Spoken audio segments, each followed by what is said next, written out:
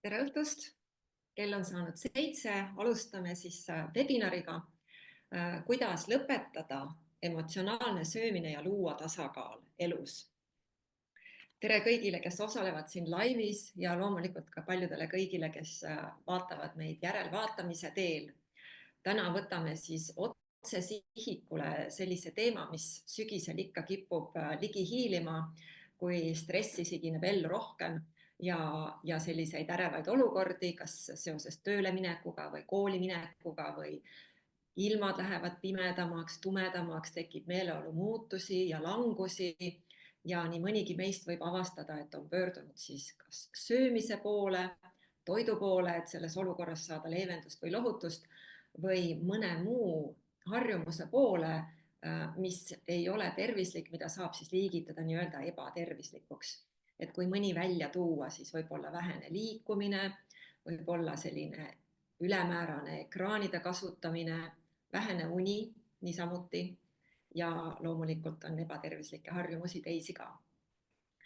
Ja vaatame siis, kes me siia kokku oleme tulnud, et kui sa tunned enda puhul ka ära sellise olukorra, et kui näiteks stress või ärevus või isegi igavus või selline tühjuse tunne või enesemääratlusega seotud sellised emotsioonid, et vahel tunned, et sa ei ole piisav või ei saa hakkama, et kas sa oled avastanud, et nendes olukordades sa hakkad sööma või pöördud söögi poole isegi siis, kui sa nälga ei tunne. Isegi siis, kui sa nälga ei tunne, kas oled tegelenud seda sorti söömisega? Kui oled, siis võid noogutada, siis ma tean, Kei paistab, et on tuttav, ikka juhtub, eks Õie kirjutab ja Kristi kirjutab, et ikka ja et oled siis kokku puutunud selle teemaga. Ja tõenäoliselt mitte ainult söömise puhul, vaid siis ka teiste harjumuste puhul, kas suitsetamine või alkohol või lihtsalt ka mingid sellised iseloomuharjumused, näiteks kurvameelsus või tegevusetus või vastupidi, liigne aktiivsus. Nüüd, mis on huvitav, on see, et uuringute järgi siis peaaegu pooled meist pöörduvad stressi ja ärevuse olukordades ebatervislike harjumuste poole. Ja mina ei ole selles mõttes ka absoluutselt mingi erand. Vägagi hästi on meeles, kuidas sellised asjad nagu tähtaja stress, mida paljud sügisel tunnevad, või soorituspinge või stress või isegi üksindus, mis muide võib tekkida ka siis, kui sa oled koos lähedaste inimestega, ei pea üldse üksinda olema, või sellised hetked, kus sa tunned, et sa ei ole piisav või ei saa hakkama või hakkad kahtlema enda väärtusest, kas inimesena või naisena või mehena või mõnes muus rollis, näiteks emana, õena, isana, pojana ja nii edasi. Et need on ka sellised olukorrad, mis mind alati panid emotsionaalselt sööma ja klassikaline olukord oli siis selline, kui näiteks ütleme, stressi ärevuse tõttu ei saanud õhtul hästi magama mindud, öösel ei saanud hästi magada, hommikul tõused üles, oled väsinud, mis siis ikka aitab ja käima tõmbab, on kohvi ja suhkur ja šokolaad, siis kuna oled ju väsinud, ei saa ka liigutada ennast, sest oled nii väsinud, liigutamise asemel veedad siis rohkem aega ekraanide ees, nii tööl kui kodus ja tekib selline nagu surnud ring. Sest järgmine päev ju siis on kõik samasugune, et kes on olnud sellises surnud ringis, ütle mulle, mis saab sellest tasakaalust elus, mis juhtub tasakaalutundega, kui sa satud sellisesse nagu suletud ringi. Suletud ring, kus sa otsid leevendust, lohutust teatud olukorrale ja siis see leevendus, lohutus paneb otsima edasist leevendust ja lohutust, et sa ei saagi sellest leevenduse ja lohutuse olukorrast välja ja nagu Ave siin kirjutab, et tasakaal läheb täiesti paigast ära, mis on tõsi. Ja tasakaalu pole enam millestki, vot siin on juba väga targad inimesed meil pundis, Merike ka, Maigi puhul on tore, et ta ei ole veel sellises ringis olnud, siis ongi hea ennetusega tegeleda. Ja Evelin ütleb, et tal on see õhtuti. Ehk alguses kaob tasakaal ära, ütleme siis toitumises või unerütmis või liikumises, aga lõpuks see laieneb kogu elule ja võib tekkida isegi selline olukord, et tundub, et terve elu on tasakaalust väljas ja siis on vaja hakata midagi muutma. Ja minul ju oli niisamuti, et kõigepealt, mida me siis kõigepealt püüame muuta? Me hakkame kõigepealt muutma välimisi faktoreid.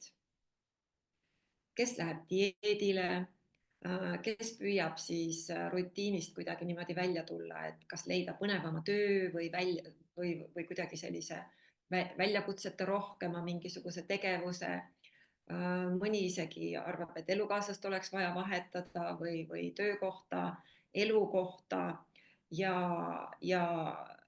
mina tegin siis seda kõike 27 aastat. 27 aastat püüdsin ma leida lahendust läbi välimiste faktorite muutmise.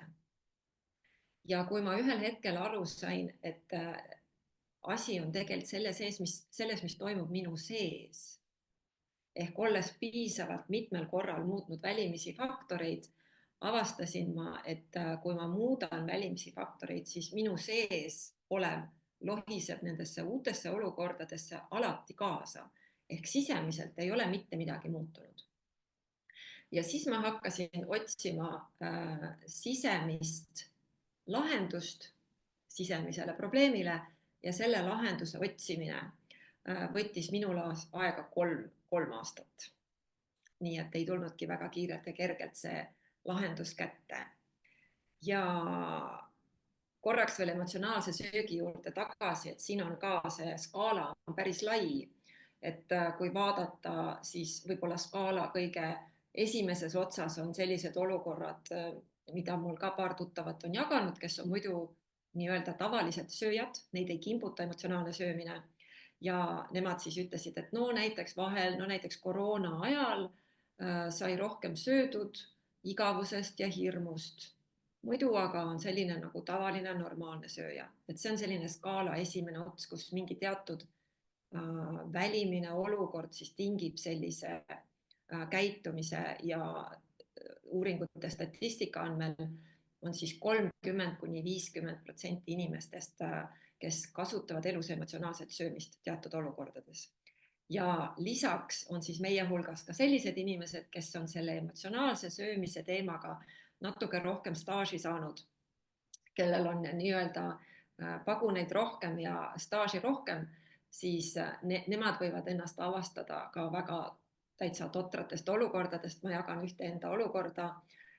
Läksin ühe hea tuttavaga sellisele autoreisile mõnepäevasele ja tema muidugi ei teadnud minu emotsionaalsest söömisest midagi. Ja reisi ajal siis, kuna emotsioone oli palju, sest tegemist oli tuttavaga, me ei olnud nii väga lähedased, õppisime tundma teineteist, maastikud kõik olid erinevad, uued, reisi ajal toimub ju mida iganes olukordi tuleb ette, mida on vaja lahendada ja ma avastasin, et ma olin sellises kuidagi sisemises stressis või pinges, et ma tahtsin jubedalt šokolaadi. Aga kuna ma sel ajal olin tänu emotsionaalsele söömisele juba päris palju kehakaalus juurde võtnud, siis kõik, kes teavad seda olukorda, et kui kaalu on palju juurde tulnud, ega sa siis ei taha näidata ju nii-öelda, noh, lähedaste eest on seda keeruline varjata, aga selliste tuttavate ja natuke nagu uute inimeste eest ikkagi ja ei taha nende ju siis näo ees niimoodi vitsutada. Et siis ma püüdsin selle reisi ajal salaja süüa ja kasutasin selleks siis bensiini võtmise pause ehk siis bensiinijaamas tema võttis bensiini ja mina läksin siis sinna bensiinijaama poodi ja ostsin sealt hunniku šokolaade ja püüdsin need paletis kiirelt ära süüa. Ja siis reisi ajal ka püüdsin seal kotist niimoodi, ma ei tea, kuidas see mul küll õnnestus, salaja šokolaadi süüa niimoodi, et pärast olid käed kõik leepusid ja sõrmed ja kott oli ka selle pruuni plögaga koos, nii et see on siis niisugune ebaõnnestunud emotsionaalne sööja, kes püüab oma harjumust varjata, aga mitte midagi ei saa teha, sest tuleb kohutav vajadus, kohutav tung süüa just neid konkreetseid asju, et tunda siis ennast jälle natukene paremini ja mitte nii pinges. Et kas siin on selliseid äratundmishetki ka, kui tegemist ei ole emotsionaalse söömisega, siis võid paralleele vedada mõne oma teise harjumusega, mida sul on kohe nii väga-väga vaja teha ja mida sa alati ei taha kõigile näidata, et sul selline harjumus on.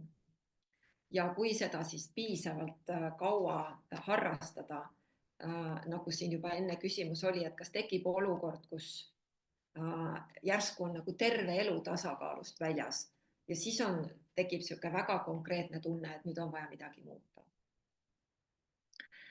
Mina siis ütleme, et staaži mul emotsionaalses söömises on 30 aastat, praktiseerivat staaži ja nüüd viimased 10 aastat olen olnud siis emotsionaalsest söömisest ja teistest harjumustest täitsa vaba. Nii et kokku on mul 40 aastat kogemust.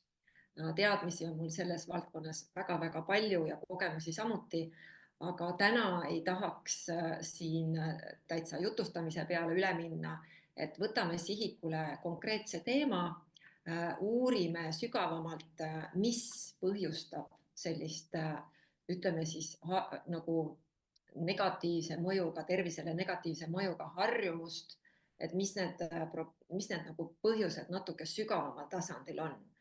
Muidugi on hästi lihtne veeretada põhjuseid ühiskonna peale või teiste inimeste peale või olukordade peale, aga tegelikult vaatame siis täna, kuidas need ajendid tekivad meie enda sees ja üldsegi mitte meist väljaspool. Ja viimased 6 aastat olengi ma siis õpetanud neid meetodeid ja tehnikaid, mida ma ise olen kasutanud üle 10 aasta ka teistele inimestele, Eestis peaaegu 1000 inimestele erinevatel koolitustel ja olengi siis aidanud mitte tegeleda nende sümptomitega, vaid minna siis natuke sügavamale juurpõhjuste juurde. Ja ma tean väga hästi, mida tähendab emotsionaalne söömine või mõni muu ebatervislik harjumus ja kuidas sellest ka vabaneda. Nüüd minnes siis natuke sügavamale, vaatame korraks seda mõju ulatust, et kui meil on emotsionaalne söömine või mõni muu harjumus ja see harjumus hakkab juhtima meie otsuseid, kuidas me sööme, kas me liigutame ennast, mida muud me tarbime, kuidas me käitume, kuidas me ennast tunneme. Ja see mõju ei ole ainult ju tervisele, füüsilisele tervisele, vaid see mõjutab kogu tervist palju-palju laiemalt. Maailma Tervishoiuorganisatsiooni sõnul ei ole ka tervis ainult haiguste puudumine, vaid ka see, kuidas inimene tunneb ennast sotsiaalselt, vaimselt, emotsionaalselt, ehk see on palju terviklikum tervise ja heaolu tunne. Ja kui me otsime lohutust toidust või mõnedest teistest käitumistest või ainetest, siis need harjumused viivad meid sellest tasakaalust või sellest terviktervisest, üleüldisest tervest heaolust elus üha kaugemale ja kaugemale. Et see ei ole ainult tervise teema, vaid palju laiem teema ja kaugenedes tasakaalust satume veelgi suurema stressi, ärevuse ja võib-olla isegi hirmu kätte tuleviku eest. Küsin korraks, kas siin ka keegi on vahel tundnud hirmu, mis temast saab või mis tema elust saab, kui need harjumused niimoodi jätkuvad. Kas on toitumine hästi ebatervislik või on mõned muud harjumused ebatervislikud või tuleb kehakaalu liiga kiiresti ja liiga palju juurde. Või pole absoluutselt ennast liigutanud, põhjendad seda töö tegemisega või ekraanidega seotud hobidega, aga hakkad juba vaikselt muret tundma, et mis su kehast saab. Just, aitäh kõik, kes siin niimoodi vastavad ja kaasa töötavad. Ma ei taha öelda, et rõõm kuulda, et teil kõigil hirm on, aga minul on see hirm väga tuttav, eriti tugevalt ma tundsin seda siis, kui ma võtsin esimest korda 3 kuuga 20 kilo juurde. siis mul küll oli hirm, et mis minust saab, kuhu see viib ja ma ka tundsin, et kui söömine on ajendatud emotsioonidest, siis sinna ei tulegi sellist nagu naturaalset piiri ette. Sinna ei tulegi sellist nagu, see ei peatugi. Nii et just kehakaal kasvab tohutu kiirusega ja siis ma sain ühel hetkel aru, et kust tulevad ka sellised inimesed, keda Ameerikas siis paraku juba ratastooliga liigutatakse, sest nende keha on nii suur, et nad ei suuda enam omal jalal kõndida. Ja loomulikult, nagu Siret ütleb, et hakkad vältima teisi inimesi, ehk see mõjutab sotsiaalset heaolu, see harjumus, ei taha välja minna. Ja just ärevushäire võib tekkida, sest hirm kasvab suureks. Väga loogiline. Ja vaatan siin veel, Õie kirjutab, et soovin õhtuti näksida teleri ees või kui olen üleväsinud pingeolukorras. Ja loomulikult, kui on huvitavad tegemisi reisidel, seda ei juhtu, aga praegu me siis võtamegi sihikule just selle argielu, kus me seda kõige tugevamalt kogeme. Ja Evelin kirjutab, et väsimuse ja pinge korral tulen koju, kukun sööma, kuni magama lähen. Just kui on vabaolek, on söömine okei, aga kui on pinge, kukun sööma. Olen püüdnud aru saada, mis see emotsioon on, mis mind sööma ajab, siis aga ma ei saa aru, kas otsin lohutust ja puhkust sellest. Just sellest tuleb ilusti ka täna juttu. Ja kardetakse ka üle süüa. Tõenäoliselt on hirm ka kehakaalu pärast, osadel võib olla hirm kaalus juurdevõtmise pärast, osadel võib olla hirm kaalu langetamise pärast, sest vahel see suur kehakaal töötab ka teatud laadse sellise puhvrina, mis kaitseb sind nii-öelda siis maailma eest või elu eest. Et tean ka inimesi, kellele kehakaal tähistab seda kaitsevalli maailmaga ja neil võib olla hoopis hirm ka alla võtta. Nii et emotsioone on siis igasuguseid seotud selle teemaga. Ja muidugi on hirm olla 30 kilo ülekaaluline ja põlvede ülekoormus, ka mul oli põlvede ülekoormus, oli puusade ja alaselja ülekoormus ehk need kõik 3 piirkonda valutasid lõpuks. Et tegelikult see füüsiline ebamugavus ja valud olid lõpuks need, mis panid mind siis reaalselt seda lahendust ka kasutama hakkama, mida ma täna siis tutvustan ja millega me otsa ilusti lahti teeme. Nüüd Kristi kirjutab, et kardab kaalu langetamist, sest teab paari inimest, kes haigestusid pärast raskesse haigusesse. Muidugi võib seegi ära hirmutada ja üldiselt ka väga järsku kaalulangust teatavasti siis ka ei soovitata. Ja Katrina kirjutab, et tänaseks on tal 5 last, pidev toidu tegemine ja söömine. Varem olid minisead ja elasime talus. Kõik ülejäänud toit läks notsudele, mis on ju tore, eks. Ja nüüd sigu enam pole, on ise ja on ripp kõht siga, eks hirmud sõja ees. Võtan siis siin lühidalt kokku, et teatud generatsioonil on tõesti näljahirm, kelle vanemad on sündinud veel sõja ajal. Minu vanemad on ka sündinud sõja ajal ja mulle on ka see näljahirm edasi antud. Nüüd kui on varem sai üleliigne toit notsudele antud, siis see on hea, sest et tavaliselt siis, kes me oleme ka koolitatud ju kõik alati ära sööma. Siin puhul on mind aidanud kunagi kuulasin raadiosaadet New Yorgis, üks proua siis esitas sellise küsimuse seal saates just selle teiste poolt järgi jäetud toidu ärasöömise kohta, et ta küsis, et kumb on siin prügikast. Kas sina oled prügikast või on ikkagi prügikast? Ja see pani mind täitsa mõtlema, sest ma mõtlesin, et kui toit jääb järgi, kuhu see siis, ta ju kuskile sisse pannakse. Et mis vahet seal tegelikult lõppkokkuvõttes on, kas ta läheb prügikasti või ta läheb näiteks minu kehasse. Sest prügikastis see toit lihtsalt läheb kaotsi. Aga minu kehas, kui see on üleliigne toit, siis ta ei lähe kaotsi kindlasti, vaid sellest tulevad üleliigsed kilod. Prügikastist üleliigseid kilosid ei tule. Nii et täitsa mõtlemisainet siin kõigile. Minul oli vaja mõelda selle üle, sellepärast, et minu vanemad on ka sõja ajal sündinud, mis tähendab seda, et toitu jumala eest mingi hinnaga kusagile kunagi ära ei visata. Rain on siin jaganud ka huvitavaid mõtteid. väga selliseid häid mõtteid, et tegelikult peaks toit olema ravim ja räägib enesearmastusest, mis ongi õige, ja ka tõelisest minast. See kõik on väga õige. Selleni, kui jõuda, siis on sellest kõigest abi. Aga esialgu vaatame siis, kust me saame nagu minema hakata nende teemadega. Ja väga ilusti on ka siin Oskar öelnud, et mõned meedikud ütlevad, et hammastega kaevame endale hauda.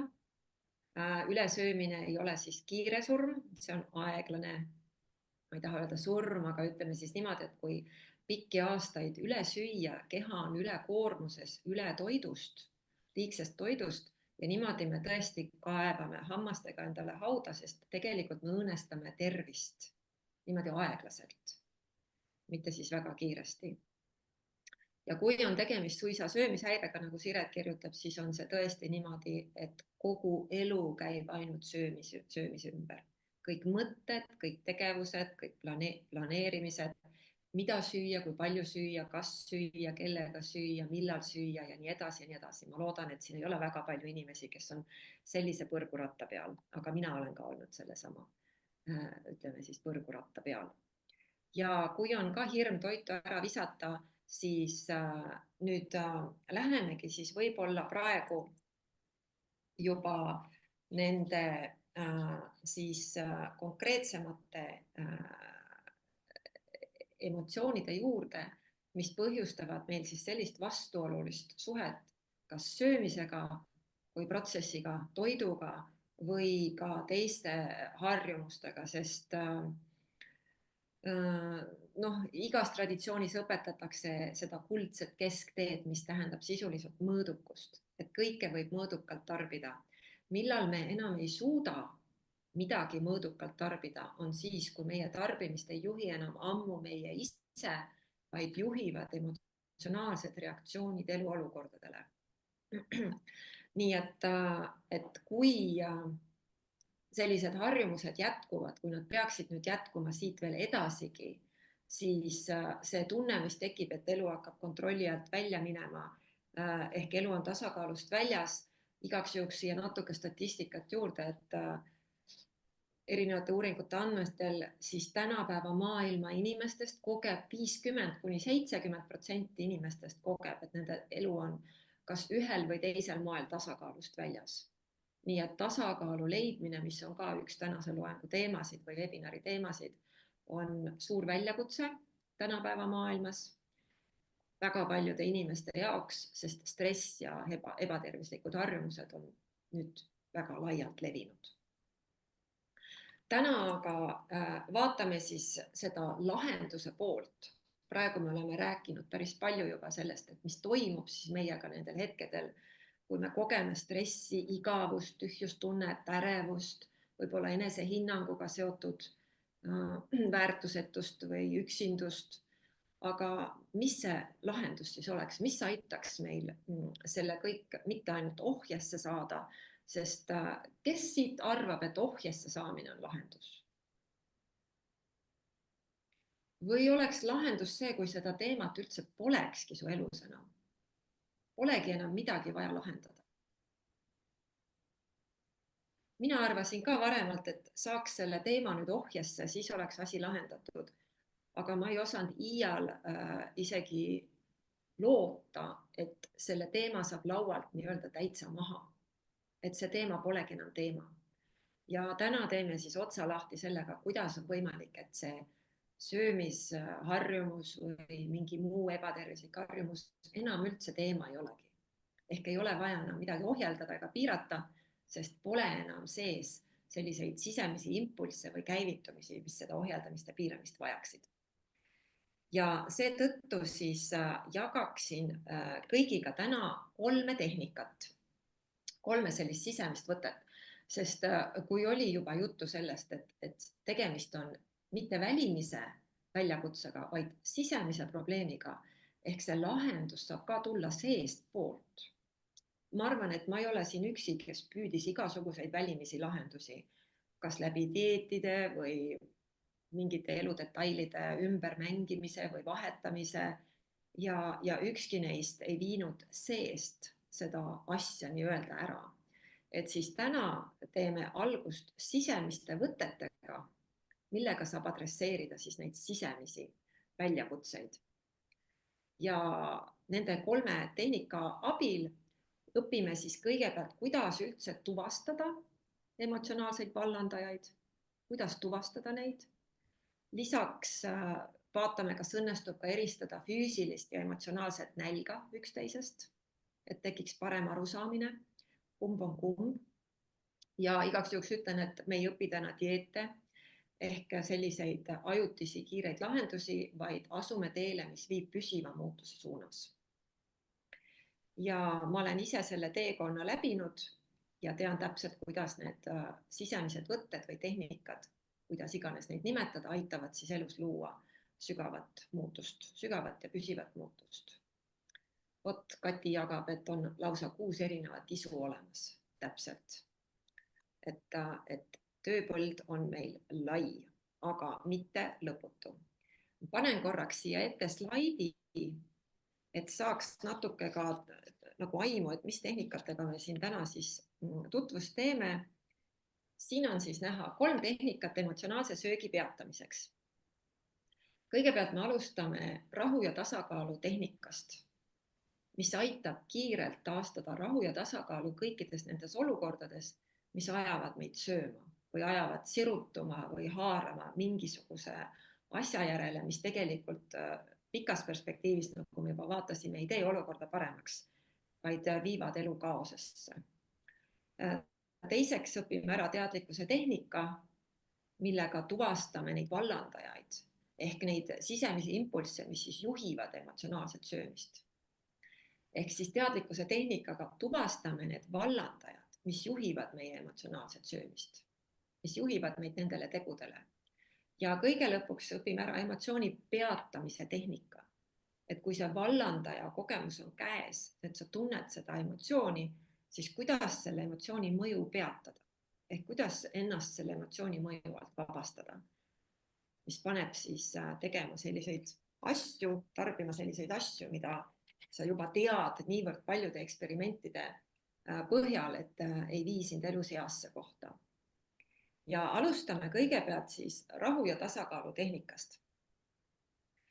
Tänane webinar on meil selline praktiline. Ja hea, kui sul oleks selline mugav rahulik keskkond, kus sa saad ka sisemiselt keskenduda, silmad kinni panna. Kui sa seda momendil teha ei saa, tee kaasa nii palju, kui sa saad. Ja pärast sa saad järgi vaadata webinari, saad isegi pausile panna ja omas rütmis kõiki neid harjutusi järgi teha või kaasa teha. Aga esialgu siis loo omale sellised tingimused, mis sul praegu on võimalikud juba siin webinari ajal. Ja rahu ja tasakaalu tehnika on siis selline tehnika, mis aitab, nii nagu nimi ütleb, sul kiirelt taastada enda rahulik seisund ja tasakaalu seisund, mis kipub ju elus väga sageli käest ära minema. Ja siin on võtmeks üks hästi lihtne sisemine tegevus. Põhimõtteliselt ei ole vaja mitte midagi muud teha, kui hoida oma fookust hingamisprotsessil. Ehk tegemist on siis omaenda hingamise jälgimisega.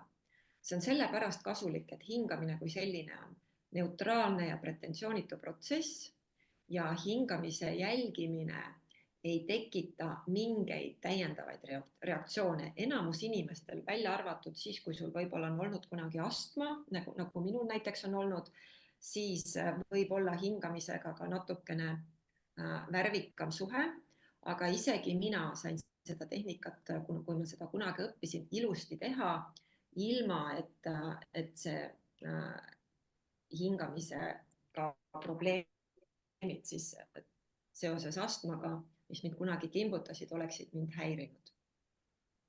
Nii, vahepeal ma nägin ühte kätt.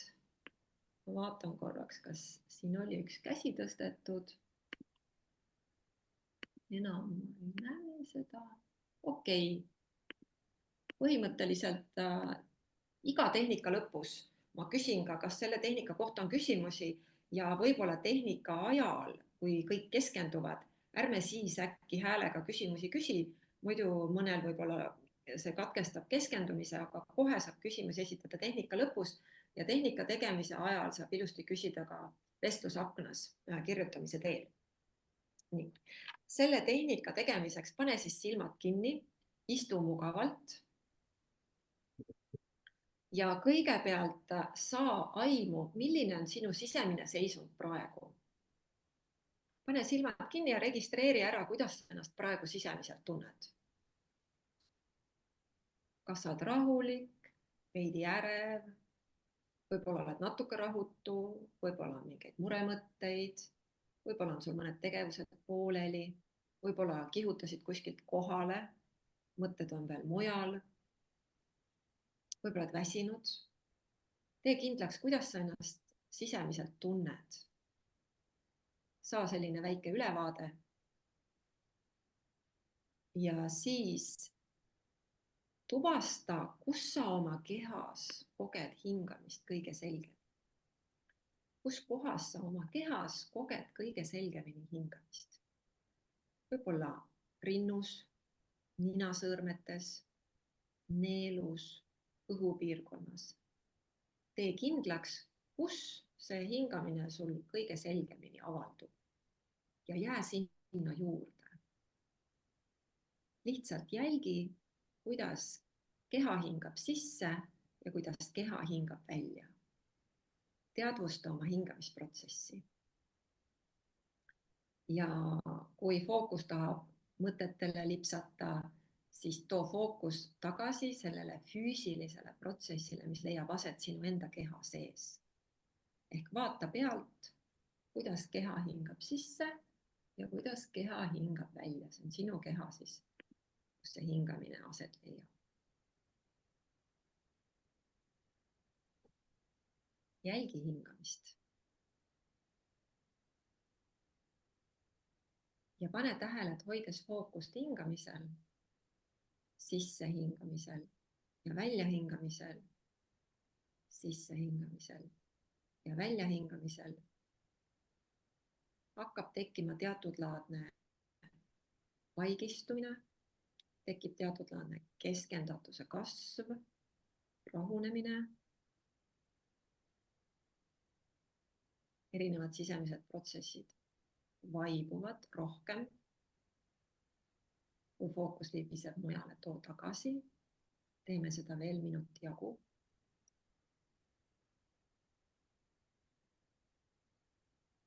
Lihtsalt jälgi sissehingamist ja väljahingamist.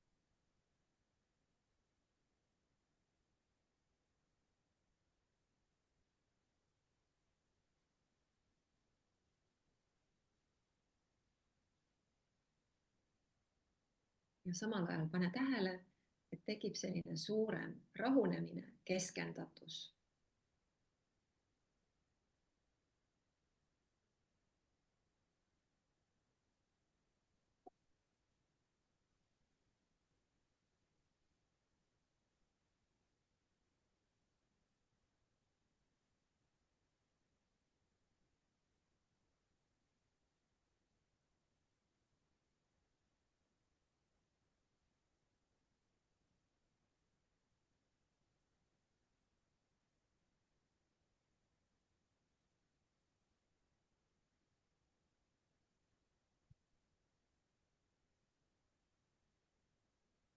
Ja liigume siit edasi kohe järgmise tehnika juurde, mis on siis teadlikkuse tehnika.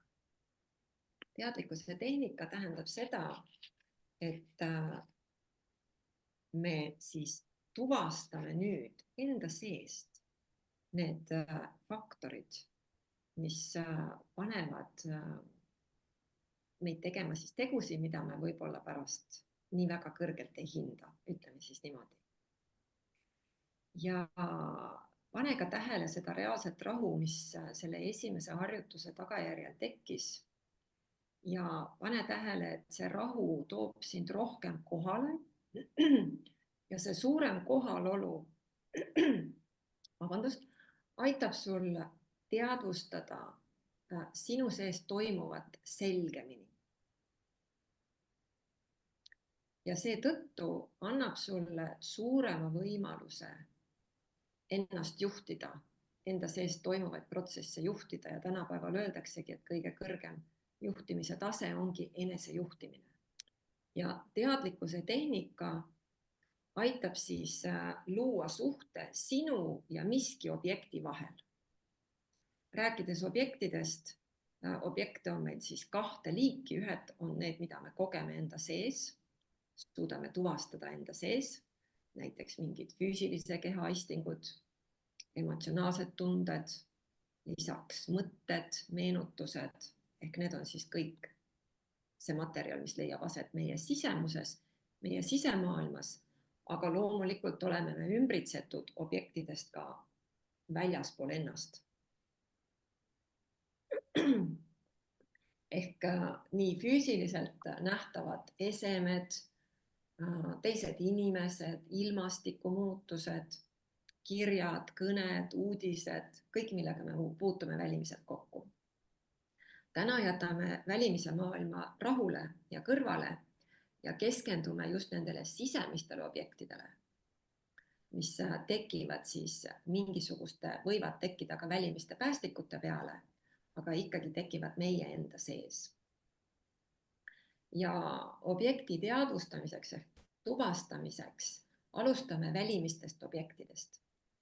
Selleks tee silmad lahti, kui sa veel ei ole teinud, ja vaata enda ruumis ringi, kus sa istud. Võid ka vaadata vastas seina peale, leia sealt mõni objekt, nähtav objekt, loo kontakt selle objektiga ja pane tähele, et mina vaatan seda objekti. Ehk selleks, et objekti näha, on vaja, et sul oleks selle objektiga kontakt. Kontakt tähendab seda, et sinu fookus laskub selle objekti peale. Ja vaheta niimoodi kontakti mõne objektiga oma ruumis. Loo kontakt ühe objektiga ja siis loo kontakt järgmise objektiga ja tee seda suht aeglaselt, et ei läheks kiirustamiseks. Ja iga kord, kui sa objekti vahetad, pane tähele, et sa oled reaalselt teadlik sellest objektist. Ehk näiteks, kui sa vaatad akent, siis sa oled teadlik sellest, et see on aken. Kui sa vaatad seina, sa saad aru, et sul on tekkinud kontakt seinaga. Ja kui sa vaatad ust, siis sa näed, et seal on uks. Ehk see on väga reaalne side sinu ja mingi objektiga. Kas õnnestus luua kontakti välimiste objektidega? Ja kas panid ka tähele, et selleks, et see kontakt tekiks, on vaja, et su fookus liiguks sellele objektile. Muidu ei teki kontakti. Näiteks, kui keegi tuleks uksest sisse ja küsiks sult midagi ja tal oleks võõras hääl, siis kui sa ei vaataks ta poole, siis sa ei näeks teda. Ehk selleks, et saada kontakti näiteks võõra inimesega, muidu lähedased tunneb ju hääle järgi ära, sa pead vaatama, et kes see nüüd tuli, kes see seal räägib. Mitte, et ma loodan, et keegi võõras sul uksest sisse tuleks, aga põhimõtteliselt selleks, et luua kontakti väljaspool kas mõne inimesega või esemega, on vaja siis sinnapoole vaadata ja ka teadvustada, millega sul tegemist on parasjagu. Ehk see teadvustamine on hästi oluline. Kas on võimalik vaadata niimoodi ka, et teadvustamist ei ole? Näiteks oled sa kunagi koolis vaadanud tahvlile, mida õpetaja kirjutab, aga samal ajal mõelnud omi mõtteid? Ikka, eks ju. Vaatad, mida tahvlile, silmad on suunatud tahvli suunas, aga tegelikult oled mõtetega mujal. Ehk sellisel juhul on kontakt mitte nähtavaga, vaid sisemise asjaga ehk omaenda mõttemaailmaga. Ja nüüd viimegi siis selle teadvustamise võime kasutuse enda sissepoole, et luua nüüd kontakt välimise objekti asemel mõne sisemise objektiga. Niimoodi me nihkume vaikselt siis sammhaaval lähemale sellele, et võtame ka fookusesse enda emotsioonid. selle harjutuse tegemiseks võid panna ka silmad kinni, kui niimoodi on mugavam keskenduda, aga võid ka jätkata lahtiste silmadega. Ja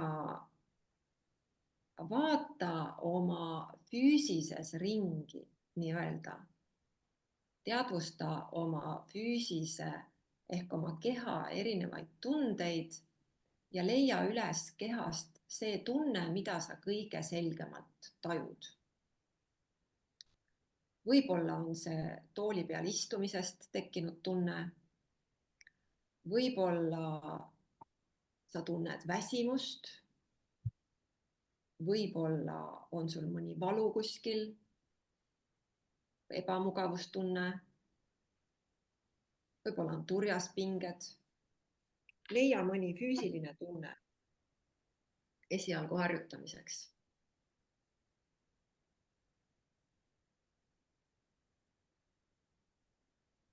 Ja Katrinal ma vaatan ilusti istub lapsukene süles. Sina kindlasti tunned seda, kuidas laps süles istub.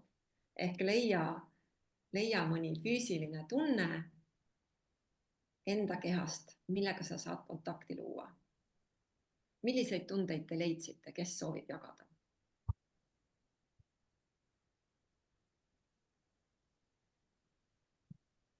Nii kaua ma vastan ühele küsimusele, mis on mul siia tulnud. Et küsimus on, et kuidas mina defineeriksin normaalset söömist. Normaalset söömist ma defineeriksin niimoodi, et see ei ole veel ilmtingimata tervislik söömine, aga normaalne sööja on selline Harju keskmine inimene, kes nagu öeldakse, eks ju, et ta võib süüa ükskõik mida. Valdavalt sööb normaalselt, tervislikult, aga pidude ajal või kinos võib süüa ka mittetervislikult ehk meelelahutuslikku toitu ja tal ei ole seda kummalist erilist suhet toiduga. Ehk toit on tema jaoks lihtsalt toit. Vahet ei ole, kas ta sööb sellepärast, et tal on kõht tühi või sellepärast, et pakutakse või ta on kuskil peol või sellepärast, et on mingi traditsioon perega filmi vaadates jäätist süüa, et ta lihtsalt sööb ilma, et see toit oleks mingi väga eriline asi tema jaoks. Ja kui see söömine lõpeb, siis ta rohkem toidu peale ei mõtle. Koos söömise lõppemisega lõpeb ka söömine. Aga emotsionaalne söömine on selline, kus söömine võib ammu lõppenud olla, aga ikka tegeled selle toidu teemaga veel edasi. Või söömisteema pole veel alanudki ja juba teed, näiteks ma tean inimesi, kes kell 11 juba hakkavad uurima, kuhu nad sööma lähevad lõunapausi ajal. Et see on hästi oluline nende jaoks, see söömisteema ja toidust on saanud selline hästi oluline asi.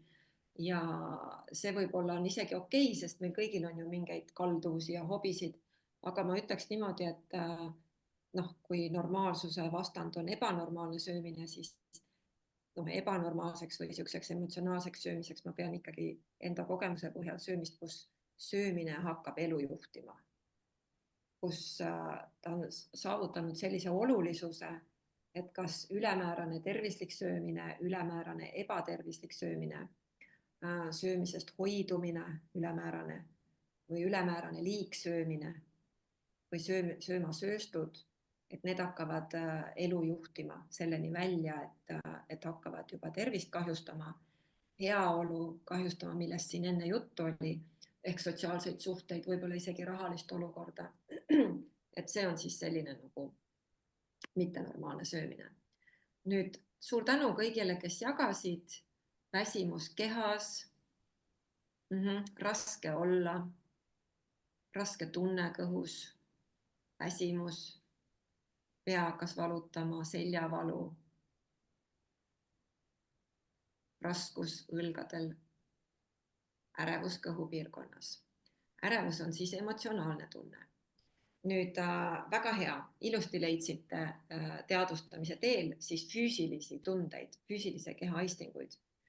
Aga vaatame nüüd korraks, teeme vahet füüsilisel tundel ehk kehatundel ja emotsionaalsel tundel. sest emotsionaalse söömise puhul on ju probleemiks see, et me ei saa sageli aru, mis on puudu, et me nüüd sööma peame. Ehk me ei tee vahet väga paljudel juhtudel isegi emotsionaalse tunde või füüsilise kehatunde vahel. Ja võib-olla siin on ka osalejaid, kelle jaoks näljatunne tähendab sama hästi ka sellist emotsionaalset seisundit, kus tundub, et tahaks midagi head. Kas see võib liigituda ka näljatundeks? Ja vahel võib isegi panna imestama, et tekib selline tunne, et tahaks midagi süüa, aga mõtled, et ma just sõin ju. Ma sõin tund aega tagasi. Et loogika ütleb, et praegu ei tohiks enam kõht tühi olla, sest kõht sai ju täidetud. Aga juba tund aega hiljem tekib, või isegi 5 minutit hiljem, tekib tahtmine midagi veel süüa. Ja kui mitte teadvustada, kui mitte kasutada teadvustamist ja eristamist, võib jääda mulje, et see ongi keha vajadus, mis on tuttav tunne, eks ma näen siit paljudele. Tegelikult lahendab müsteeriumi see, kui sa suudad eristada keha aistingut, signaali emotsionaalsest tundest. Ja vaatame, siin on juba vaja natuke täpsemat eristamist ja teadvustamist ja vaatame, kas tuleb see ka välja täna. Selle tehnika tegemiseks igaks juhuks kindlasti pane silmad kinni, kui sul vähegi on võimalik. Ja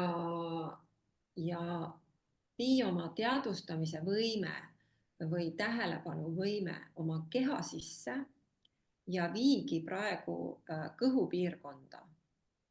Ja anna selline suunis, võta selline eesmärk, et sa suudaksid tuvastada, mis tunne su kõhus on reaalselt. Kas su kõht on tühi, kas sul on füüsiline nälg, kas su kõht lihtsalt pole täis, nälga pole, aga kõht ei ole täis. Või su on kõht täis või liiga täis.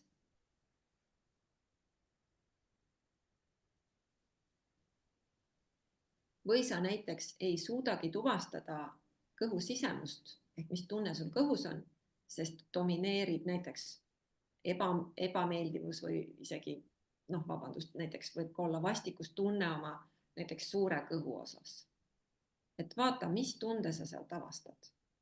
Kui sa nüüd võtad fookusesse oma kõhu piirkonna ja püüad kõigepealt tuvastada, mis olukord on nii-öelda maos. Ehk kas su kõht on tühi, mitte täis või liiga täis.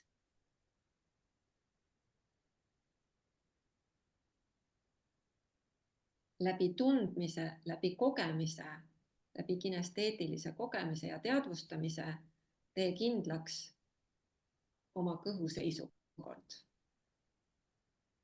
Ja kirjuta mulle jälle siia, võid ka häälega öelda, mis sa avastasid. Mis on su kõhus, mis seal aset leiab? Kas seal on tühi, näljatunne või et ta lihtsalt ei ole täis või on parajalt täis, nagu Anneli ütles, või on täitsa täis või liiga täis. Ahah, kõht on täis, kergelt tühi. Hetkel tühi, pole õhtul söönud veel. Pane nüüd tähele, super, kõht on täis, normaalselt täis, väga hea, parajalt täis, pisut liiga täis. Parajalt, väga hea. Vaata, et mida sa praegu tegid, oli see, et sa teadvustamise teel tuvastasid, mis tegelikult füüsiliselt toimub kõhu mõttes. Sest kui me räägime söömisest, siis ma tean, et see mõte ei meeldi väga paljudele, eriti emotsionaalsetele sööjatele, aga söömine on ju keha jaoks. Söömine on ennekõike või üleüldse vajalik ainult füüsise jaoks. Muidugi meil võib olla naudingulist söömist, kõik see gurmaanlus ja tekstuurid ja maitsed ja maitsekombinatsioonid ja ega siis keha täitmine ei tähenda seda, et see toit peab olema maitsetu või kole või halb, vaid mis iganes valitud viisil me kõhtu täidame, kas imelisel, tavalisel, keskpärasel või nii ja naa, see kõhu täitmise aktsioon on selleks, et kustuks füüsiline nälg, et meil oleks rohkem jõudu tegutseda elus. Nüüd vaatame korraks just, kui meeldib süüa ja naudin söömist, siis jällegi mõõdukal kombel on see ju täiesti okei. Mõnedele näiteks meeldib mootorrattaga sõita, mõnedele meeldib kududa, mõnedele meeldib, naudib häid toite, mõnedele meeldib trennis käia, et see kõik mõõdukas vormis on ju väga okei. Aga kui sellest sööginaudingust saab selline asi, et see hakkab mõjutama teisi eluvaldkondasid, siis võib olla tegemist emotsionaalse söömisega. Nüüd teeme sellesama harjutuse, aga püüa nüüd kogeda emotsiooni, mida sa tunned seoses oma kõhuga. Seoses sellega, kas su kõht on täis, tühi, täpselt see, mis sa tuvastasid. Täpselt see, mis sa just tuvastasid enda puhul. Ja nüüd vii oma fookus jälle sinna kõhu piirkonda, aga seekord on suunis ja soov kogeda emotsiooni. Seekord on suunis ja soov kogeda emotsiooni, et kuidas sa ennast emotsionaalselt tunned. Selle kõhu täituvuse osas või kui sellega seoses emotsiooni ei teki, siis kuidas sa ennast, mida sa tunned, kui sa mõtled toidule või oma kõhule või söömisele. Nüüd püüame leida emotsiooni. Ja emotsiooni saab leida läbi teadvustamise, aga läbi tundmise me kogeme seda. Ehk hoides fookust siis seal kõhu piirkonnas, soovi kogeda emotsiooni, mis on seotud selle täis või tühja kõhuga või üleüldse söömisega või toitumisega või toidutunnetega. Kersti kirjutab hirm, Külli kirjutab hea, mõnus, rahulolu, ärevus, rahulolutunne. Just kõht on täis ja see teeb rahulolematuks, sest tahaks, et kõht oleks tühjem tõenäoliselt. Näed, tore Kairit avastas, et isutab, et see tahaks veel midagi head. See on ju küllalt erinev sellest täiskõhu tundest. See on miski teine tunne seal veel juures. See on nagu lisatunne seal täiskõhu tunde juures. Ja see nüüd on emotsionaalne tunne. Uni tuleb peale, tahan midagi süüa. Väga aus vastus Tiinalt. Sellepärast me siin olemegi kokku tulnud. Nüüd väga hea, et sa suutsid ka seda tuvastada ja nüüd lähemegi juba siis edasi kolmanda tehnika juurde, milleks on emotsiooni peatamise tehnika, kus me õpime siis emotsiooni mõju avastama, peatama ehk vabastama. Ja liigume siit kohe edasi. Pane jälle silmad kinni. Nüüd on vaja veidi kauem keskenduda, aga ma räägin ikkagi sekunditest, mitte minutitest. Nii et mitte väga kaua. Ja vii oma teadvustamise fookus. Nii teadvustamine kui selle fookus vii tagasi kõhupiirkonda ja lase uuesti käivituda või lase endal uuesti kogeda emotsiooni, mis on seotud kas kõhu täituvusega või söömisega või mõne spetsiaalse toiduga.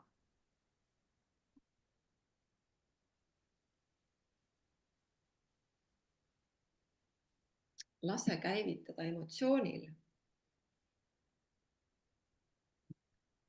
emotsionaalsel tundel, mis tekib kas sellega, et kõht on täis, liiga täis või tühi või tahaks midagi juurde süüa, isutab või mõni lemmiktoit kutsub või mõtled mõnele šokolaadile või mõnele võileivale ja tekib see isu, see iha. Lase mõnel lemmikul, meenuta mõnda lemmikut vajadusel ja lase käivituda emotsioonil, mis on seotud kas su kõhuga, söömisega, mõne konkreetse toiduainega, söögiisuga, kuni sa seda emotsiooni mõju tunned, see emotsioon ilusti käivitub sealt ja sa leiad selle tunde siis läbi teadvustamise ja ka kogemise. Emotsioon on alati kogetav, sa sisemiselt tunned seda, koged. Ja kogedes seda mõju lihtsalt tea, et nii nagu me suudame emotsioonidega igasuguseid asju teha, me suudame ju alati emotsiooni alla suruda, kui me ei taha seda väljendada, me suudame emotsiooniga välja paisata, et täpselt samamoodi me suudame emotsiooniga peatada.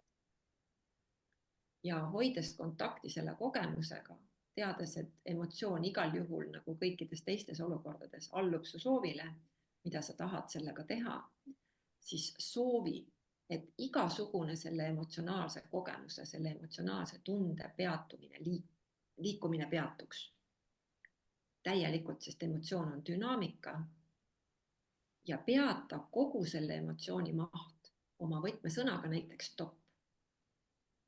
Suuna käsklus emotsioonile ja hoia emotsiooni niimoodi 4 sekundit peatatuna. Nii et kõik peatub tervenisti täielikult, kogu emotsioon seiskub. Sa oma võtmesõnaga stopp peatad igasuguse emotsiooni liikumise 4 sekundiks. Peata kogu see tunne, hoia peatatust.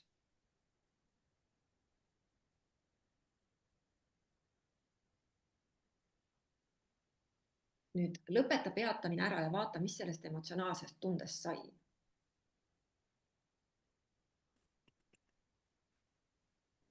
Lõpeta peatamine ära ja vaata, mis sellest emotsionaalsest tundest sai.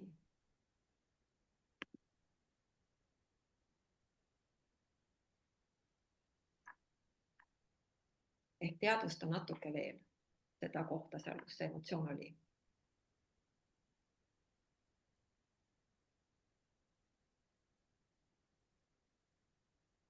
Kui saad valmis, tee silmad lahti.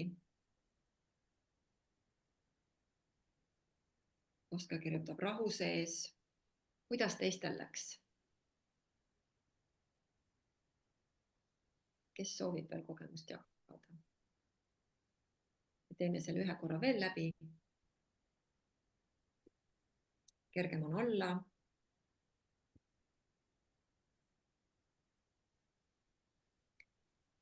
Nüüd sellisel moel kadus ära sushi isu.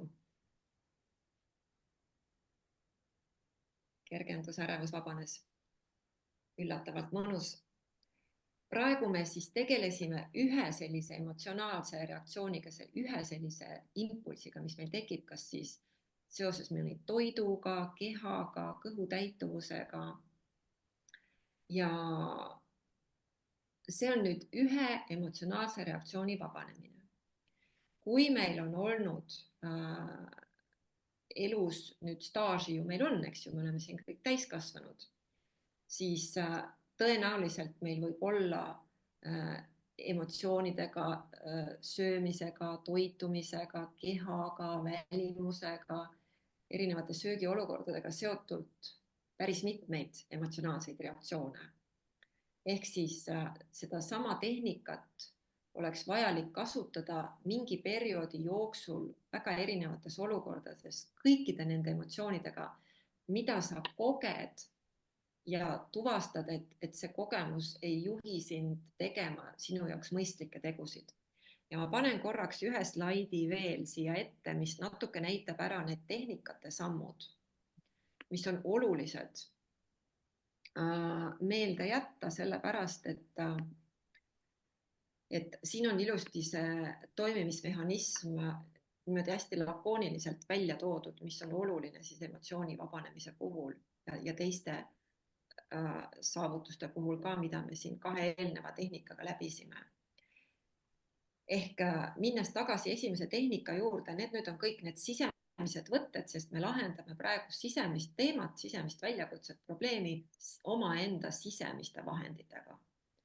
Ehk oma sisemiste tööriistadega ja sisemiste siis võtetega. esimene tehnika, mis aitas siis saavutada sellise stabiilsema keskendatuse tunde ja kohalolu tunde. Selle puhul me tehniliselt jälgisime hingamisprotsessi, neutraalset protsessi kehas, aga kasutasime selleks omaenda teadvustamisvõimet ja täpsemalt fookust. Et need olid need võtmed, millega me seda tulemust omale lõime. Tulemuseks oli siis see, et kui niimoodi järjepidevalt jälgida neutraalset protsessi, kõige kättesaadavam meile on hingamine, meie omaenda hingamine, siis teised protsessid sinu süsteemis vaibuvad ja sul tekib suurem rahu. Selle tulemusel sa saad teha kainemaid otsuseid.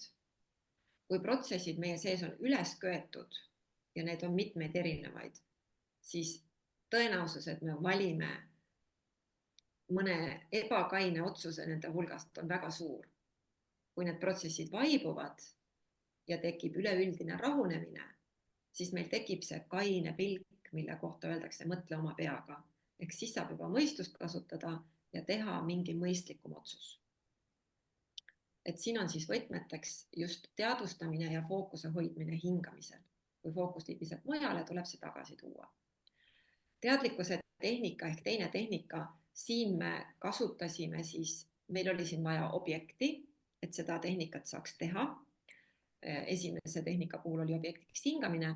Siin oli siis vaja, kõigepealt me käisime läbi välimisi objekte, et lihtsalt oleks lihtsam teha ja siis pöördusime sisemiste objektide poole.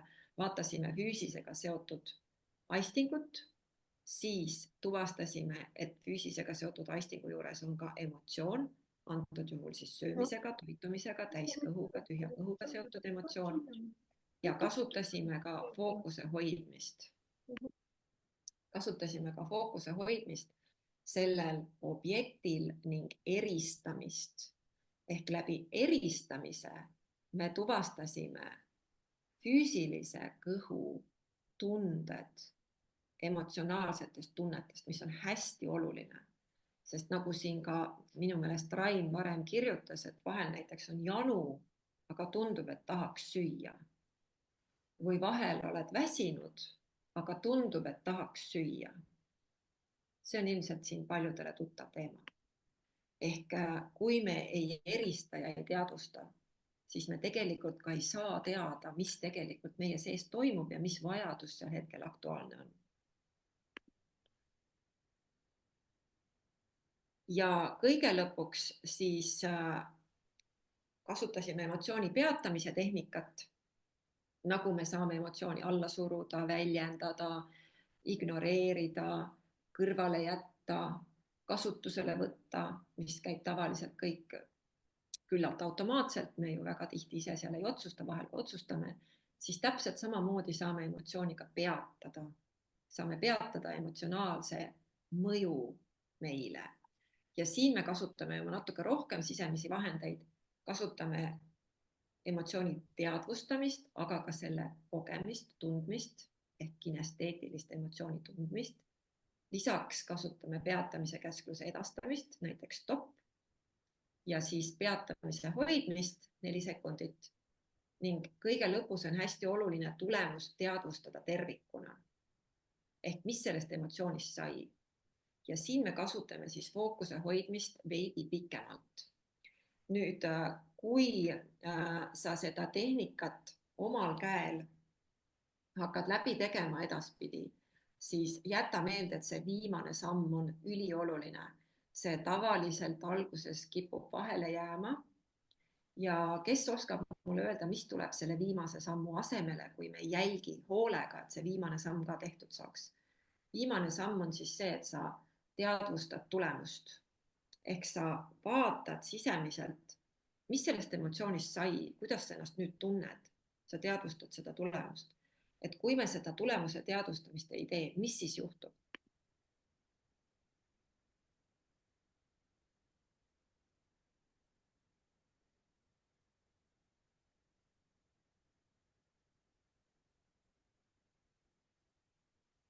Kes oskab öelda?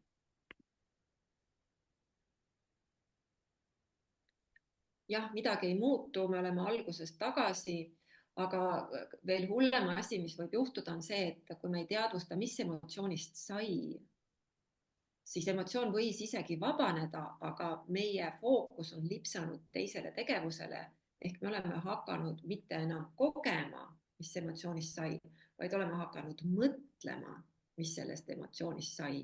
Et kui keegi siin ka kirjutab, et tekib segadus, siis segadus tekib sellest, et fookus on selline huvitav vahend meie enda sees. Me võime fookuse suunata ükskõik millele, ükskõik kellele enda sees ja väljas.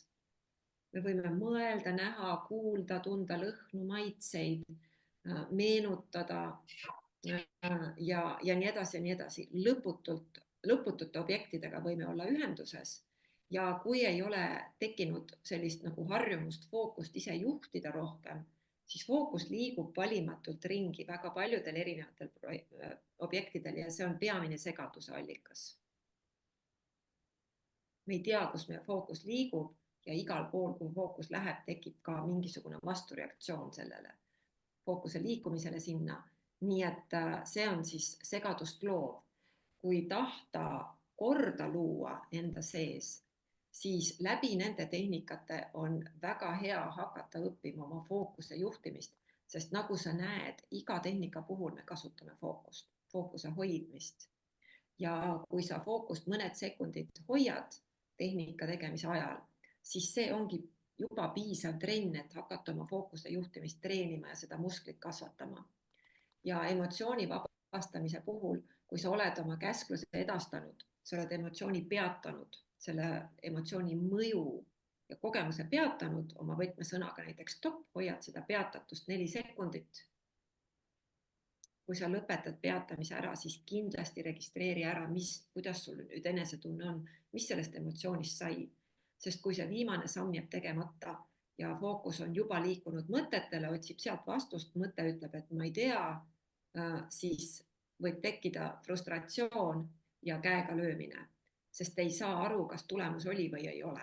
Nii et see viimane samm, mida siin paljud ka ilusti tegid, nagu ma teie vastuste põhjal näen, tuleb kindlasti ära teha, ehk hoiad fookust natuke kauem seal sündmuspaigal, kus sa emotsiooniga tegelesid, et näha ilusti, mis tast sai,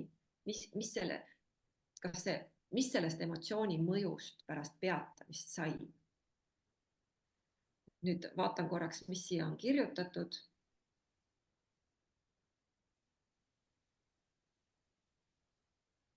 Ja muidugi liigne trenni tegemine on ka liig, mis liig. Et see liialdamine ei puuduta ainult söömist. Hingal on siis sama. Ja nüüd Merike küsib, et kas sööma peaks minema rahulikuna, et enne rahunen ja siis söön normaalselt. Mina soovitaksin sööma minna, kellel on emotsionaalse söömise teema aktuaalne. Ma soovitaksin sööma minna natuke nagu, mitte nagu sõtta päris, aga nagu väga, ütleme siis sündmuste rohkele sündmuspaigale. Sellepärast, et kellel on selline asi nagu õhtune söömine, ülesöömine, näksimine, toiduga liialdamine, pidustuste ajal ülesöömine, kogemata ülesöömine, ei panegi tähele, kes need asjad kõik ära sõi. Et kui sellised asjad sinu elus aset leiavad, siis sa tõenäoliselt tänaseks juba tead, et puutudes toiduga kokku, sa kipud liialdama ja et liialdamisele piisavalt aegsasti jaole saaks, on ülikasulik enne toiduga kokkupuutumist, tõesti nagu Merike siin kirjutab, kõigepealt luua rahu ja tasakaal läbi hingamise jälgimise ja siis teadvustada enne sööma asumist, mis emotsioonid sul käivituvad seoses söömisega. Sest kui toit on nauditav, siis naudingu toidust saab kõige looduslikumal moel füüsis. Sa paned midagi head suhu, sa tunned head maitset. Kui kõht saab täis, siis see nauding on füüsiline. Kui söömisele liitub juurde liiga suur emotsionaalne nauding, ehk emotsioon ju ei söö iial ühtegi toiduainet. Emotsioon ei saa mitte kunagi süüa midagi head, sööb ikkagi keha. ehk kui emotsioonid hakkavad toitu liialt nautima, me tunneme neid naudinguemotsioone, siis see on selline piisav jõud panna meid sööma liiga palju. Millest tuleb see ütlus, et süües kasvab isu? Mis te arvate?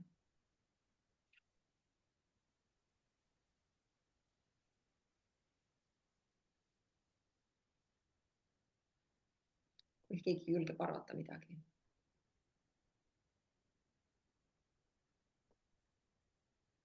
Võite kirjutada siia oma arvamusi, aga üldiselt on niimoodi, et kui inimene sööb nälja kustutamiseks, siis mida rohkem ta sööb, seda vähem tal on söögiisu edasi süüa. Ehk ühel hetkel saab ju kõht täis ja söögiisu naturaalselt kaob ära.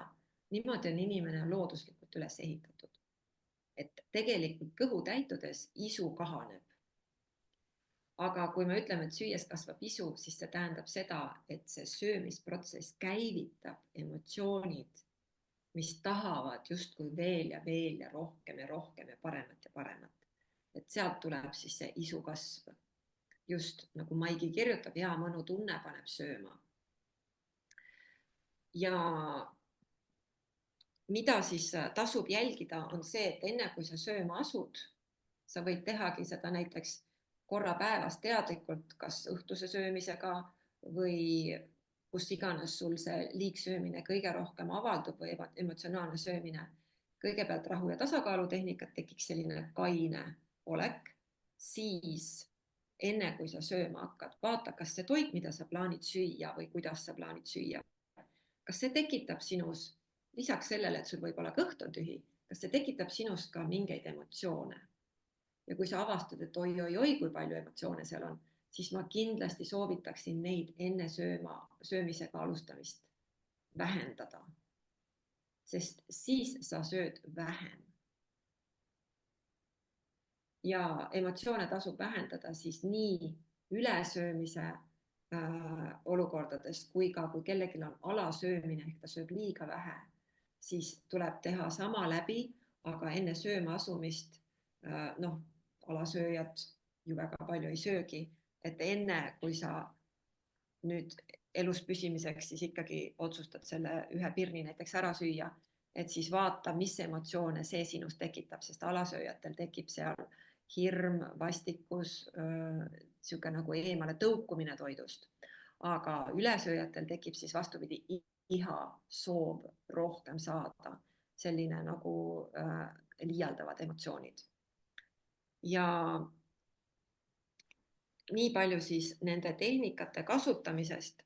Ma näitan korraks ühte slaidi veel, mis näitab sulle, või ma küsin korraks, kas on siiamaani tekkinud küsimusi nende tehtud tehnikate osas või siis siiani jagatud teadmiste osas.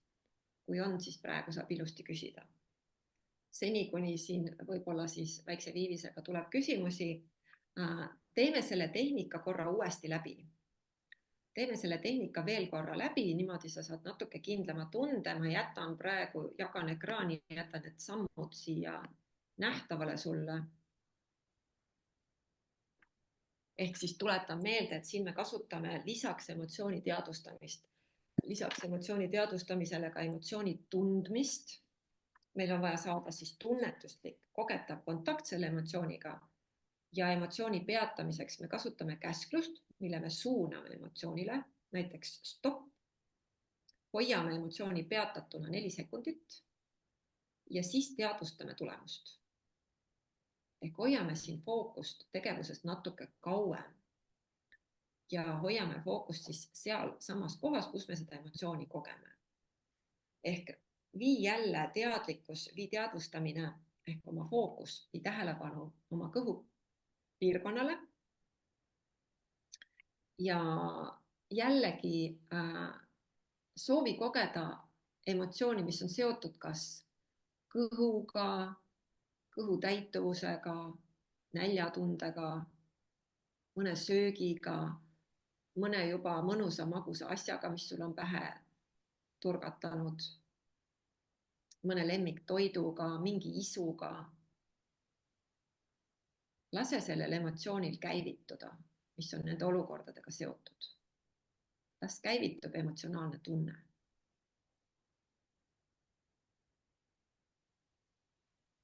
Lase endal seda tunda, koge seda emotsiooni. Ole kontaktis selle emotsiooniga. Teadvusta selle emotsionaalse tunde olemasolu, ulatust ja suuna sellele emotsioonile oma soov ehk oma käsklus stopp ja hoia seda emotsiooni peatatuna 4 sekundit. Las see emotsionaalne energia, las see mõju peatub täielikult 4 sekundiks ja hoia seda vankumatult liikumatuna. Nii et mitte miski seal ei liigu ega võbele. 4 sekundit. Las see peatamine lahti ja teadvusta tulemust. Vaata, mis sellest emotsionaalsest tundest sai. Mis sai sellest emotsiooni mõjust?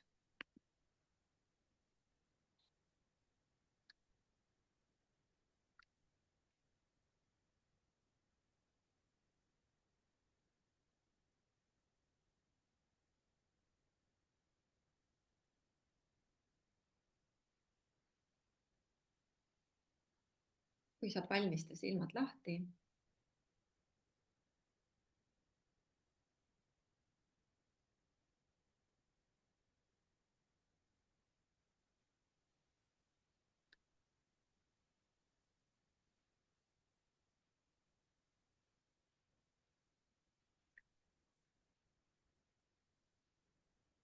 Ja anna teada, kuidas sul läks.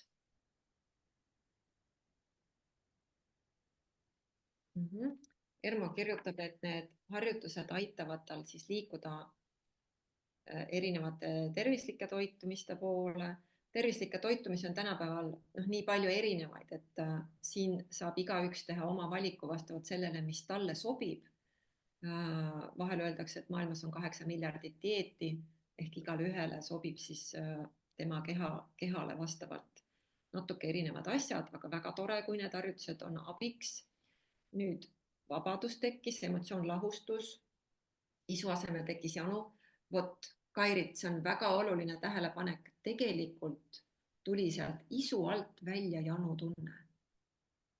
Janutunne on füüsilise keha aisting ja isu, emotsionaalne isu varjutab selle keha vajaduse ära. Ehk tekib tunne, et on isu millegi järgi, aga tegelikult on seal all janu. Isu süüa, mida soovisin, kadus, väga hea, kadus ära. Kui stopi ajal hingamine ka peatub, on see okei.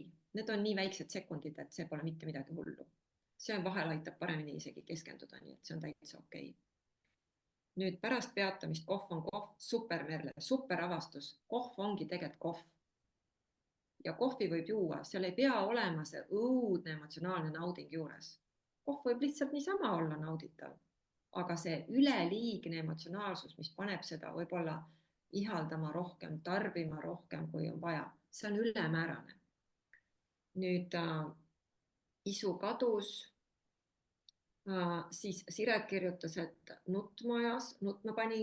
Nüüd, kui on sellised allasurutud emotsioone või mingeid emotsionaalseid liikumisi enda sees, mida kas ei ole saanud endal lubada või ei ole saanud neid väljendada, siis selges, et siit võib igasuguseid emotsioone ka välja tulla. Ma jagan siia juurde nüüd veel ühte slaidi. Ma näitan natuke, kui palju meil on erinevaid emotsioonitüüpe, mis meie harjumusi mõjutavad. Et meil on laias laastus 5 tüüpi emotsioone, mis meie harjumusi mõjutavad. Et praegu me tegelesime igapäevaste emotsioonidega, mis siis tekivad ja vaibuvad kehas päris konkreetses kohas, mingis kindlas lokatsioonis kehas. See emotsionaalne tunne tekib ja vaibub, kui me teda ära ei vabasta, siis ta käivitub järgmine kord uuesti. Et nüüd need emotsioonid, mida sa täna peatasid ja vabastasid, need sellistena enam ei käivitu. Samasugustena erinevate olukordadega seotud emotsioone võib veel kindlasti käivituda, aga need, mis täna vabastatud sai, need enam ei käivitu. nüüd me tegelesime siis igapäevaste emotsioonidega ja igapäevased emotsioonid väga laias laastus kujundavad kogu selle, kuidas me ennast igapäevaolukordades tunneme, kuidas me tunneme ennast erinevates eluolukordades. Nüüd kroonilised taustaemotsioonid on sellised emotsioonid, kus emotsioon, nagu nimigi ütleb, on pideva mõjuga. Ja miks ta on taustaemotsioon, on see, et me enam ei tunne seda mõju, me oleme nii ära harjunud selle emotsiooni mõjuga. Ja siin on nüüd oluline teada, et näiteks pidev stressitunne või ka pidev ülesöömistunne on kroonilised taustaemotsioonid ja nende jaoks on täitsa oma tehnika. Nüüd igaks juhuks siis kordan, et pidev ülesöömistunne, pidev läksimisvajadus, pidev näiteks stressitunne, aga ka muud pidevad emotsionaalsed tunded, näiteks emotsionaalne väsimus, masendus, need on kõik kroonilised taustaemotsioonid ja siin on täitsa omaette tehniline lähenemine. Lisaks on meil siis allasurutud emotsioonid, mis on seotud füüsiliste pingetega, mõjutavad keha ja väljenduvad väga sageli igasugustel turja, kaela, selja, ülaselja pingetes, võib ka olla lõuapinge või kurgupinge. Need on kõik allasurutud emotsioonid.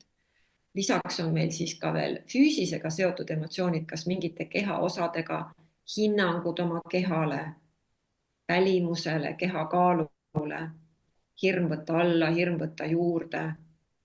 Need on siis veel ka füüsisega seotud emotsioonid ja lisaks on meil ka, nagu siin ka juba vestlusaknas oli näha, on ka hirmulaadseid emotsioone, mis on ärevus, ebakindlus, kahtlus, kõhklus, kartus ja need on ka minu kogemuse põhjal väga-väga tugevalt seotud emotsionaalse söömise ja muude harjumustega ja võivad siis olla emotsionaalse söömise käivitajaks.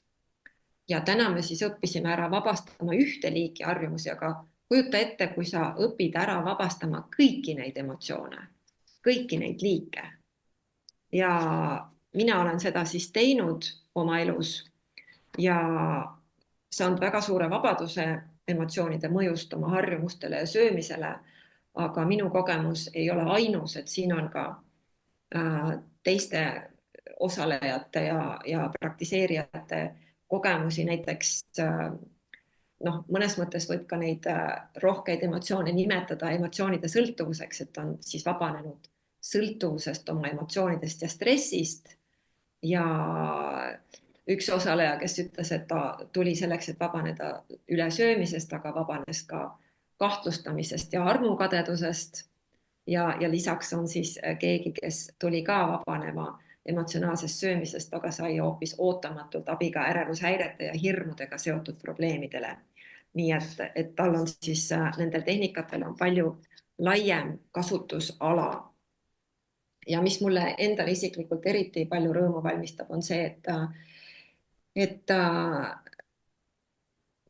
kes nüüd on pikemalt praktiseerinud, on öelnud, et näiteks vahel on siis natuke suur kehakaal on raskendanud noortel naistel teise lapse saamist, et on õnnestunud siis saada teine laps pärast emotsionaalse söömise vähendamist ja emadel on õnnestunud olla parem lapsevanem oma lapsele just tänu sellele, et on tekkinud siis paremad emotsioonide juhtimise oskused läbi üleliigsete emotsioonide peatamise ja vabastamise ja kujuta nüüd korraks ette, et kui su elus oleks niimoodi, et need igapäevased stressiolukorrad sa suudad lahendada niimoodi, et sa ei pea enam otsima lohutust toidust või mingitest teistest kahjulikest harjumustest. Et see lihtsalt kaobki ära.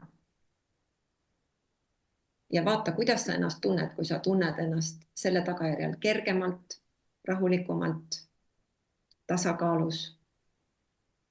Ja võid näiteks hommikuti ärgata ilma süümepiinadeta ja oled hoopis täis energiat, ei ole seda toidupohmelli.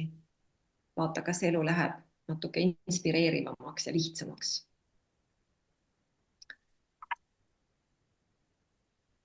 Ja teeme praegu üheskoos ühe harjutuse veel läbi. Küsi endalt, ja selle sa võid isegi endale üles kirjutada, see on edaspidi sul kasulik. Küsi endalt, et kui emotsionaalne söömine ei oleks enam sinu elu osa, kui ta lihtsalt kaokski ära, siis kuidas sa ennast iga päev tunneksid? Kui emotsionaalset söömist või mõnda muud kehva harjumust enam poleks, kuidas sa ennast igapäevaselt tunneksid? Kirjuta endale see vastus lausa üles. Kuidas see mõjutaks su elu, tervist, suhteid?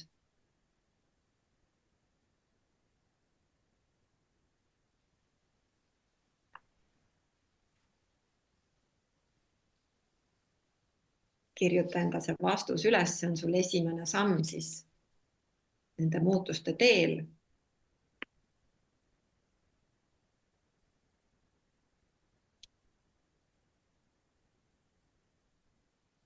Ja vaatan korraks, vastan kohe küsimustele ka. Aga täna siis siin webinaris sa õppisid ära 3 sellist olulist tehnikat, kuidas luua rahu ja tasakaalu oma ellu väga lihtsate sisemiste kättesaadavate võtetega, kuidas tuvastada emotsionaalse harjumuse vallandajad ehk leida üles need emotsioonid ja kuidas ka neid emotsioone peatada.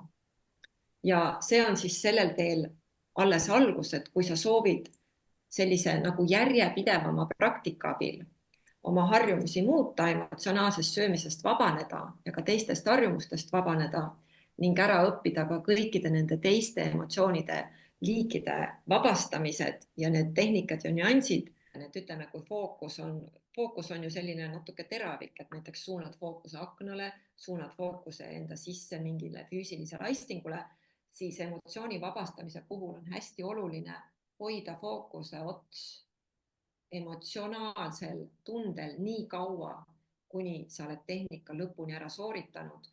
Kui sa oled oma käskluse edastanud, stopp, oled peatanud emotsionaalse mõju liikumise, igasuguse liikumise 4 sekundiks, siis hoia fookust endiselt siin emotsiooni juures. Kui sa lõpetad peatamise ära, siis on fookus endiselt emotsiooni juures, et sa saaksid teha kindlaks, mis emotsioonist sai, et sa näeksid ise pealt seda, kas see mõju hajus, lahustus, vähenes, lakkas. Et see viimane samm on siis vaja ka kindlasti ära teha. Nüüd, kui ei saanud kontakti selgelt emotsiooniga kõhus selle harjutuse juures, siis ma soovitan teha seda harjutust mingil sellisel hetkel, kus sa tunned reaalselt emotsiooni mõju. Näiteks see võib olla harjutamise mõttes ükskõik milline emotsioon, ükskõik millise eluolukorraga seotud. Näiteks said mingi kirja, keegi ütles midagi sulle, mis ei meeldinud, tuli mingi tulevikuga seotud kehva mõte pähe. See võib olla ükskõik milline emotsioon. Hästi oluline on, et sa kogeksid seda emotsiooni oma kehas reaalse kogemusena ja siis juba saab selle emotsiooniga tegeleda. Nüüd, kas kõhuga seotud emotsioon võib asuda ka kuskil mujal kehas, näiteks kurgus või rinnus? Kui sa vägagi, väga hea küsimus. Kõhuga seotud emotsioon võib asuda ilusti ka rinnus, võib asuda ka kõhust allpool ja kui sa tunned emotsiooni kurgus, siis on tegemist allasurutud emotsioonidega. Mäletad, see oli meil slaidi peal üks emotsioonide liik, mille jaoks on veel täitsa omaette tehnika, mida nendega teha. Ja meil tavaliselt kipub allasurutud emotsioone päris palju olema, sest ikka on olnud elus olukordi, kus sa ei saa emotsiooni väljendada. Võib-olla sul isegi ei lasta rääkida või enda arvamust avaldada, et siis me ka tavaliselt surume alla või nii-öelda neelame selle emotsiooni alla ja ta annab siis tunda siin kurgupiirkonnas. Nüüd, kui ei saa selget kontakti emotsiooniga, siis seda olukorda ma juba kirjeldasin, siis tasuks võtta praktiseerimise aluseks see emotsioon, mis sul juba reaalselt päriselt on käivitunud ja mida sa reaalselt tunned mingis reaalses olukorras, kus ta tekib. Ann küsib siis pika küsimuse, aga püüame vastata. Nii, kuidas neid tehnikaid rakendada, kui püüan kogu aeg liiga tervislikult süüa? Kohe vastan sellele. Mis toiduaineid oleks praegu kehale kõige rohkem vaja? Ei taha antibiootikume, lihast, piimast, mürgiseid, pestitsiide. Vahel, kui pole piisavalt tervislikku valikut, kuskil üritusel näiteks söön kergete süümekatega seda nii-öelda tavainimesel normaalset toitu. Vahel ilmselt stressirohkematel aegadel ei taha peaaegu üldse meelde tulla süüa ja söön sunniviisiliselt tervislikult, aga vähe korraga, ebaregulaarselt, kuni lõpuks vist keha satub ikkagi defitsiiti ja siis võin ka terve paki tavalisi pähkleid šokolaadis või keskmise tahvli šokolaadi ära süüa, aga need sööstud pigem harvad ja tundub, et seoses veel omakorda naise kuutsükliga. Ehk siis väga kompleksne, keeruline olukord tundub olevat. Ma väga tänan Anni selle küsimuse eest ja küsimus on küll pikk ja keeruline, selles mõttes olukord tundub keeruline. Lahendus on tegelikult lihtne, aga lahendus, nagu ma siin ka enne mainisin, nõuab natuke maratonijooksja mentaliteeti, et ta on selline ettevõtmise asi, aga mina võtsin enda igasuguse emotsionaalse söömise ette. Ja minul oli siis emotsionaalne söömine arenenud väga halba järku, mul oli suisa söömishäire, mis on juba väga tugev vaimse tervise probleem, et ei olnud lihtsalt ülesöömine. Ja minul läks kogu selle kompleksi vabastamiseks ehk siis vabanemine ülesöömisest, vabanemine söömishäirest, mul oli siis bulimia, vabanemine söömishäirest, liigsöömisest, suhkru tarbimisest, üleliigsest ja ka liigsest piiramisest, mis on natuke läheb sinna liigse tervisliku söömise alla. Kogu sellest asjast vabanemine võttis minul aega 1 aasta. Ma saan aru, et see tundub võib-olla väga pikk aeg, aga kui ma vaatan nüüd 10 aastat tagasi, kui see 1 aasta mul aset leidis, siis pärast seda 1 aastat olen ma nautinud 100% vabadust söögiga. Mul on söömine sama normaalne, nagu mul oli lapsena, enne kui see jama kõik pihta hakkas, ehk ma võin süüa ükskõik mida, ma ei saa üle süüa, sest pole enam neid impulsse sees, kaalu juurde ei tule, seepärast ülesöömist ei ole, pole emotsionaalset söömist, et toit kuidagi käituks kehas kuidagi teistmoodi kui normaalse söömise puhul. Ehk see 1 aasta pingutust oli seda väärt. Ja miks ma ka mainisin koolitusi ja järelõpet oli see, et kui nüüd võtta see päriselt ette ja see läbi teha, siis sellel teel on vaja tuge, sest üksi jäädes võib see asi soiku jääda ja koolituse järgset tuge ma kindlasti pakun ja olen pakkunud kõikidele, kes on mu koolitused läbinud. Nii et keegi ei jää selle teemaga üksinda. Aga tagasi tulles selle tervisliku söömisega liialdamise juurde, see on tänapäeval reaalne probleem. Ma saan aru, et osade meelest see võib-olla ei ole, aga need, kellel see kogemuslikult endal on, need teavad, et see on probleem. Ta on probleem erinevatel põhjustel ja üks põhjus on see, et ta hakkab pärssima sotsiaalseid olukordi, sotsiaalset suhtlemist teiste inimestega. Kui need olukorrad, mis on seotud väljas käimisega, on veel lihtsamini hallatavad, siis lähedastega võib minna ka täitsa nugade peale, ka laste kasvatamise osas ja söömisharjumuste osas, et tekib selline sotsiaalne raskus söömisteemades ja lisaks see nagu närvikulu, mis läheb siis, nagu siin ka küsimuses on kirjeldatud, kõikides nendes söögiolukordades ja võib-olla ka selline, ütleme, ma ütleks, et teadlikkus toidust on väga hea ja teadlikkus tervislikust toitumisest on väga hea ja väga kasulik, aga kui ta hakkab ületama selliseid nagu ütleme, et kui ei ole saada seda tervislikku toitu ja toituma ju peab, nälga ju me ei sureks ja valikuid ei ole, neid väga tervislikke valikuid ja tuleb leppida mõne kehvema valikuga ja sealt tekib läbielamisi, süümepiinu ja muid piinasid, siis seda osa võiks endast kindlasti vähendada. Ja Ann, mina soovitaksin sul teha niimoodi, et see ei ole üleskutse ja üleüldse kogu see webinar ei ole üleskutse loobuma mõnusast söömisest või sellisest söömisest, mis sulle meeldib. Pigem see on üleskutse vähendama enda kannatusi, mis on seotud söömisega ja söömiskäitumistega. Ehk kui on tervislik söömine, siis võiks seda kannatuste osa vähendada. Ja sa saad seda teha niimoodi, et alusta sellest, millest sa suudad alustada. Ma tean, et sa kindlasti ei suuda alustada sellest, et hakkad iga päev sööma tavalist toitu ja seda ei peagi tegema. Pigem vaata selline toitumine, mis sul nagu ajaressursiga, raharessursiga ja ka suhetega sobib. Ja kui sa paned selle söömise kõigi nende aspektidega sobituma, siis sa võid avastada, et sealt tõenäoliselt langeb välja see absoluutne 100% tervislik söömine. Et kui ikkagi keegi kutsub külla ja pakub seal mingit oma tehtud, sinu mõttes mingit mittetervislikku toitu, siis ma soovitaksin alustada nendest sotsiaalsetest olukordadest. et vabastada just neid liigseid emotsionaalseid reaktsioone, mis tekib nii-öelda sulle pakutava ebanormaalse toiduga siis sinu mõttes, et alusta nendest reaktsioonidest. Ja kui sa minuga edasi jääd, kas läbi koolituse või personaalse suhtluse, siis ma saan anda sulle lisasoovitusi, kuidas sealt edasi minna. Sest lahendus on lihtne, lahendus tegelikult ongi nende ülemääraste emotsionaalsete reaktsioonide ükshaaval vähendamine, täpselt nii, nagu me täna juba tegime. Täna me vabastasime 2 reaktsiooni, aga ükshaaval nende reaktsioonide vähendamine, niimoodi sa lõikad ennast nagu maniküürikääridega sellest harjumusest välja. Ja mis teeb selle nagu pikaks selle lahenduse on see, et neid reaktsioone on meie sees ju päris omajagu. Ehk siin on siis, siit tuleb sisse see maraton. Nüüd ja see on pikaajaline, aga see ei ole lõputu, sellel on konkreetne lõpp, et minu jaoks see lõpp saabus ilusti jõulude ajal, no nüüd juba üle 10 aasta tagasi, kui ma jõulude ajal avastasin, ma olin valmis selleks, et läheb jälle üle söömiseks ja magu on nii täis, et ei tea, kas kutsuda omal kiirabi või mitte, aga olles siis oma ema juures avastasin, et ma ei saagi enam üle süüa, lihtsalt ei ole võimalik. Ja ma võin kõike süüa, sest ülesöömist enam pole. Et see oli mul nagu mesinädalad, need 4 jõulupäeva seal ema juures. Ja Raul küsib, et kas on võimalik, et ei saa emotsioonist üle nende tehnikatega ja millal peaks välist abi otsima nõustamist. See on ka ülihea küsimus.